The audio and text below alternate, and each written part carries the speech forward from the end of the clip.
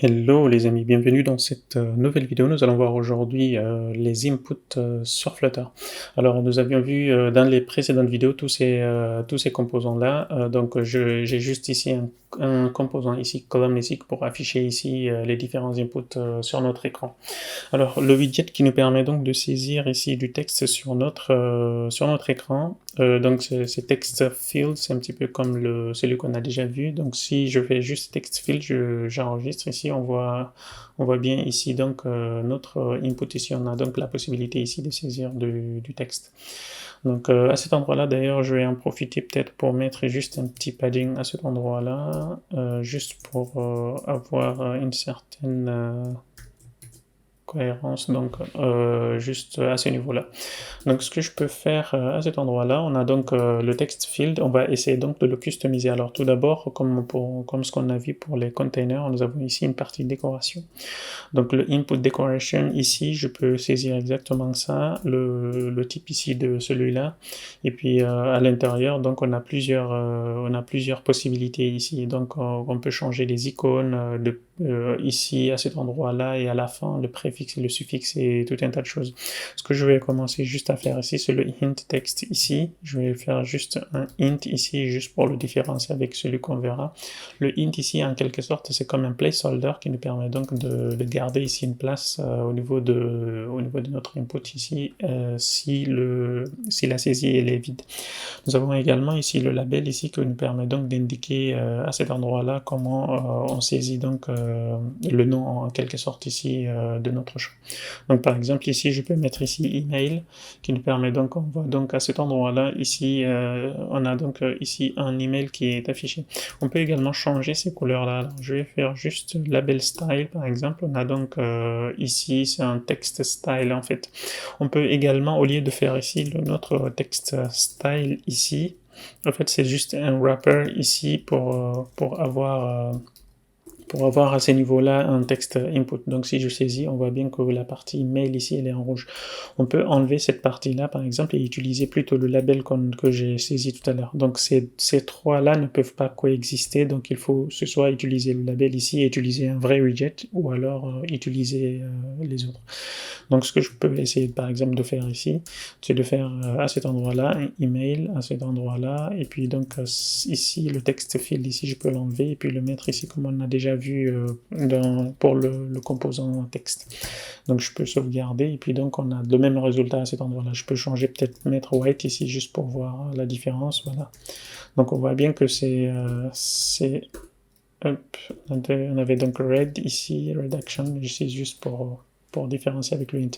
Et comme on a vu dans les précédentes vidéos aussi au niveau des border radius, etc. Donc on peut aussi avoir quelque chose comme ça. Par exemple, celui-là, je peux faire un outline ici, juste pour avoir ici les contours qui nous permettent donc de saisir à cet endroit-là.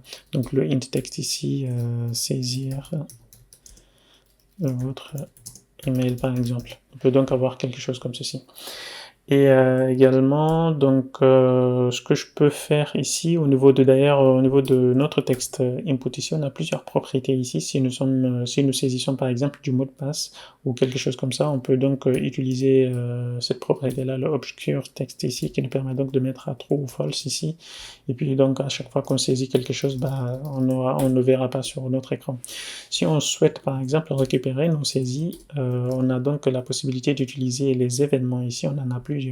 On a le unchange, on tape, quelque chose comme ça. Donc on peut utiliser le unchange ici, si on regarde la signature ici, c'est une fonction qui prend un string, donc on peut utiliser celui-là. Donc si je fais cette valeur-là, comme ceci, je peux donc faire un print à cet endroit-là et afficher donc la valeur qui a été saisie. Alors là, ça ne marche pas.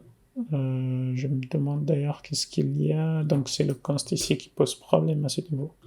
Donc je peux remettre celui-là à const et puis réessayer donc avec le hot reload ici juste pour qu'il prenne en considération nos changements. Donc si je saisis ici quelque chose, on voit donc les saisies ici au niveau de la console.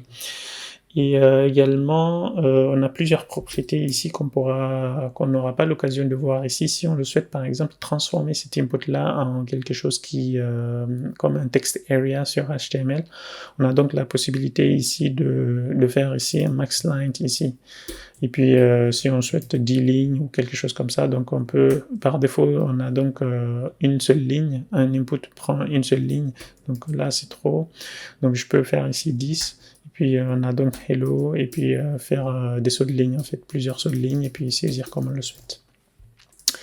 Et donc, on va donc en venir donc à la partie validation. On peut également, on peut avoir un contrôleur ici. Alors, on va pas voir ça tout de suite. On aura l'occasion de découvrir ça un petit peu plus tard avec quand on aura vu plus de fonctionnalités.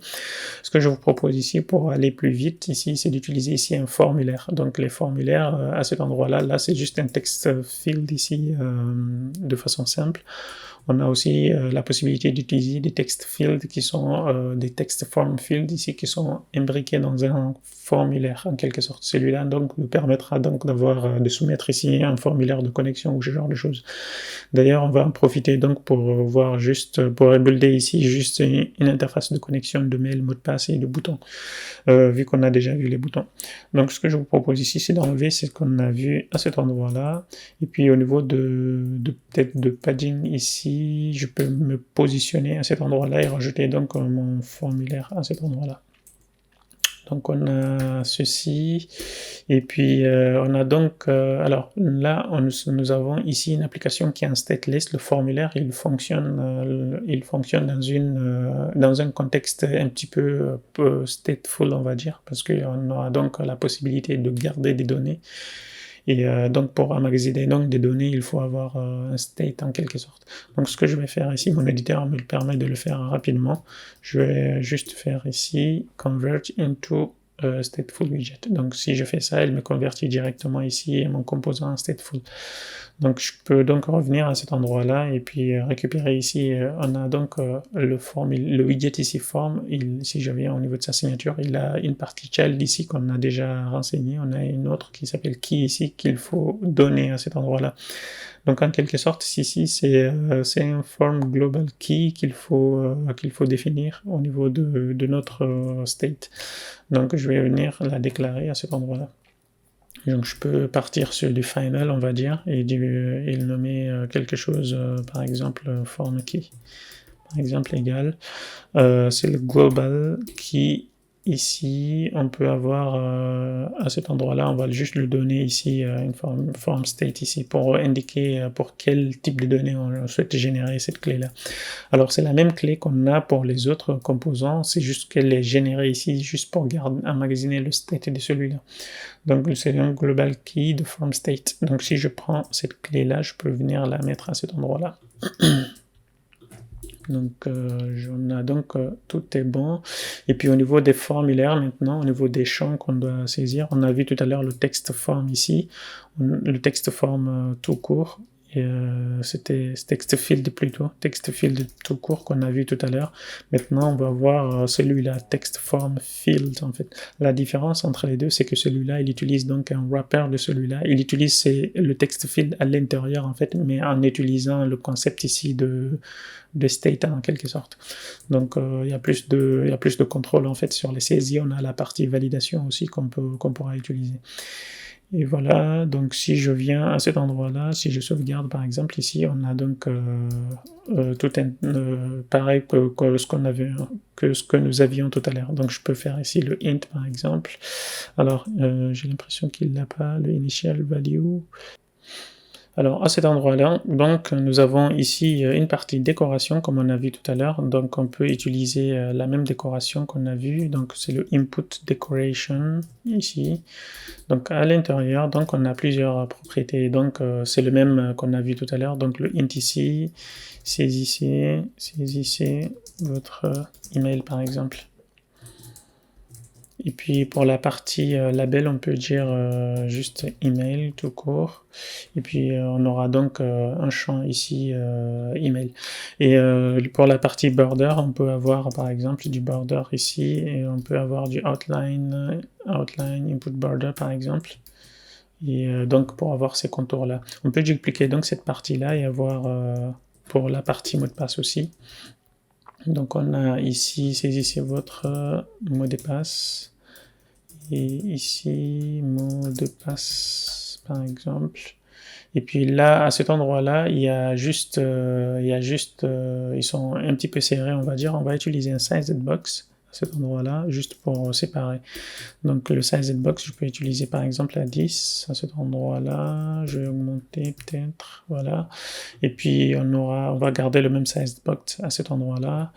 Et pour mettre ensuite le bouton, donc on peut utiliser Elevated Button. Si vous utilisez, comme on a vu dans les précédentes vidéos, si vous êtes sur des versions anciennes de Flutter, vous utilisez plutôt le Raised Button, celui-là. Le Raised Button, mais il est déprécié sur la version 3.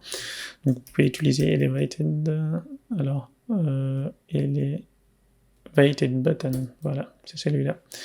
Donc ici, je peux avoir donc mon callback ici qui nous permet donc de soumettre mon formulaire. Donc si je fais ça, tac, child, et tac, donc je peux avoir quelque chose comme ceci, et puis là avoir un texte à cet endroit-là, juste pour saisir ici connection, par exemple. Donc si je fais ça, alors là, il n'a pas trop aimé, je sais pas d'ailleurs pourquoi il a importé ça. Donc à cet endroit-là, je vais garder les consts pour enlever les warnings qu'on a ici. C'est un petit peu ennuyant par contre, avec les consts. Tac, je vais rajouter, et là aussi, comme ça, on est tranquille. Donc, maintenant que nous avons nos deux saisies à cet endroit-là, donc je peux enlever ça pour le moment. On a donc la partie email ici, la partie mot de passe. Pour la partie mot de passe, comme on a vu tout à l'heure ici, il faudrait qu'on mette ici un obscur texte ici. Donc, il faut qu'on le mette à trop pour pouvoir saisir le mot de passe comme ça. Ça ne sera pas visible pour la partie email. Ici, on aura donc une visibilité ici sur le texte qu'on saisit. Donc voilà, là il bug un petit peu, il faut que je rafraîchisse l'interface, voilà.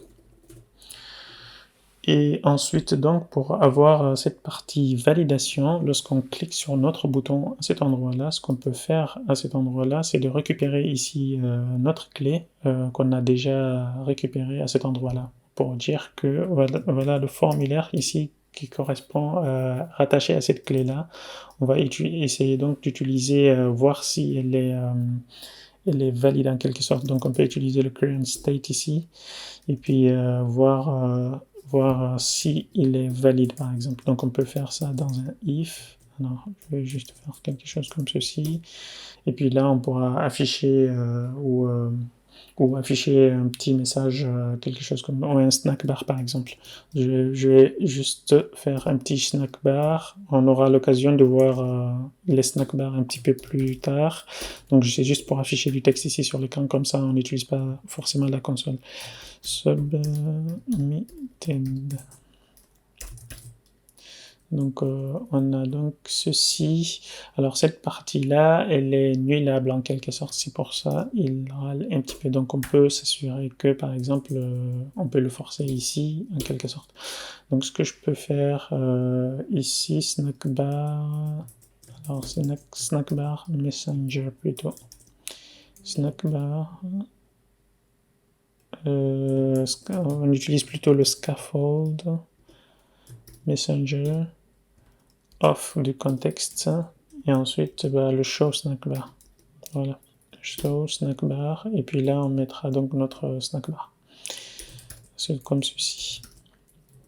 Donc voilà, à cet endroit-là, et normalement on est bon. Ceci. Donc là, il manque le snack bar ici, le constructeur. Donc là, je vais rajouter un petit texte ici.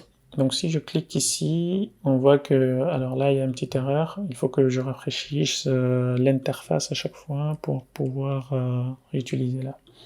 Donc là, il ne marche pas vu que le formulaire il n'est pas valide. Donc ce que je peux faire ici, c'est de mettre une partie validation pour chacun de ces formulaires, pour chacun de ces inputs là par exemple. Je peux faire une partie validatoire ici, qui prend donc une value, et puis sur le callback, et puis retourner s'il n'y a pas d'erreur, retourner nul par exemple, Et s'il y a une erreur, retournez le texte ici, le texte qu'on doit mettre, le texte d'erreur en quelque sorte.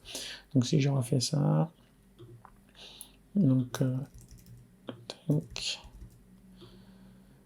alors là j'ai une petite erreur.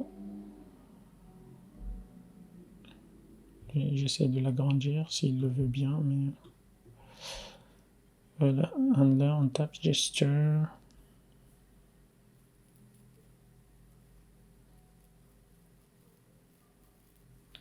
Ah, ok. Celui-là, le snack bar ici, c'est celui-là qui pose problème. Donc je vais juste essayer de l'enlever là. Je vais juste afficher ici, ok par exemple.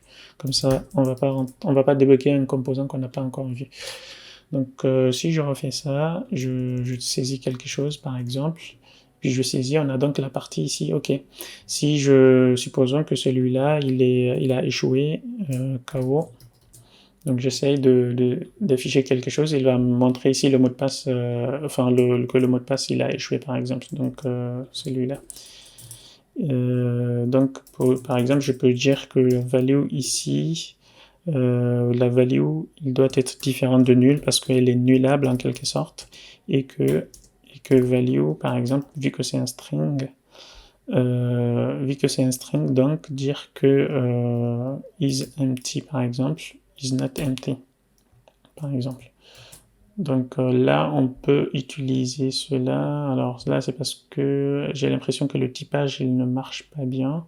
Donc celui-là, c'est un type value string différent de nul et que ça. Donc je peux faire cette condition-là, si c'est le cas, bah, retourner nul, sinon email requis. Donc je peux faire quelque chose comme ceci. Donc là, il n'y a même pas besoin ici du ça, vu qu'on a testé à cet endroit-là. Donc je peux faire quelque chose comme ceci. Et puis pour la partie mot de passe aussi, je peux faire pareil. Mot de passe requis, par exemple. Donc si je rafraîchis ici mon écran, on a donc, tac, si je saisis, on me dit email déjà requis, donc il commence par le premier. Et puis là, le mot de passe, je l'ai saisi, donc si je mets quelque chose comme ceci, donc il me dit mot de passe requis, donc on ne peut pas valider le formulaire sans saisir ces mots de passe là. Donc voilà, on aura un petit peu l'occasion dans les prochaines vidéos d'utiliser ici les contrôleurs pour gérer un peu plus, de façon un petit peu plus avancée les inputs. Et voilà.